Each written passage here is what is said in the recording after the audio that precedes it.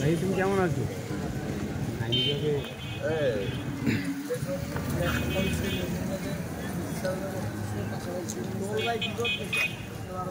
বলতো ভাই যেহেতু এখন তো কোনো সরকার গঠন হয় আমরা ফ্রি টাকাটাই না ভাই এখন একটা কথা আরবের করছি হামলা দেওয়া হয় না না ভাই সব জায়গায় এক জায়গাতে টোল উঠে টাকা উঠে গেছে ভাই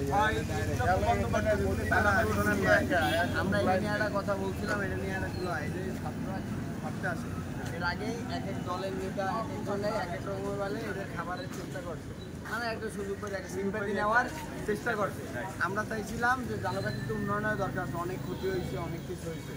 তাহলে টোলটা যখন একজন টোলটা কিন্তু বিক্রি হয়ে গেছে টোল সেল অর্থাৎ আপাতত যতদিন আসে স্টুডেন্টরা টোল উঠাবে একটা ফান্ড হবে সেই ফান্ডের মাধ্যমে এই টাকাটা সংগ্রহ করে জালকাঠির উন্নয়নমূলক কাজে ব্যবহৃত হইবে আর সাথে স্টুডেন্ট যারা কাটবে তাদের নাস্তা পানি খাবার এটার ব্যবস্থা ওই টোল এবং বিভিন্ন ফান্ডের টাকা দিয়েই হবে এটা আমাদের এটা আমরা ভাবছিলাম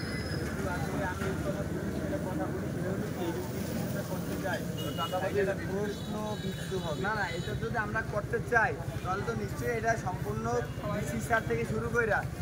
সবাইকে জানিয়া এবং আর্মি ইন্ডিয়া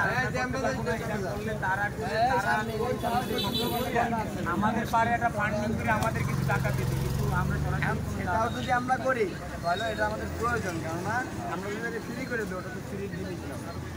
এটা আমরা যতদিন ফ্রি রাখবো না ভাই আমরা তো উঠতে গেলে আমি বললাম আমরা যতদিন এটা ফ্রি দিব ভাই ততদিন মানুষ সুযোগ নেওয়ার চেষ্টা করবে এটা ফ্রি আছে এখন 500-1000 সবাই এটা যাবে আপনারা এটা ভাইয়া তোমরা পারমিশন ছাড়া টোল উঠাইলে ওটা অবৈধ হিসেবে গণ্য হবে ভাইয়া ঠিক আছে ডিসিশনের সাথে কথা বললে এটা ফ্রি না রাইখা তাদের মাধ্যমে হোক আর একটা ব্যাপার বললাম না এই যে আরেকটা টোলের ব্যাপার এই যে জালকাঠি এই যে বেড়াই জায়গায় এই যে টোল হয়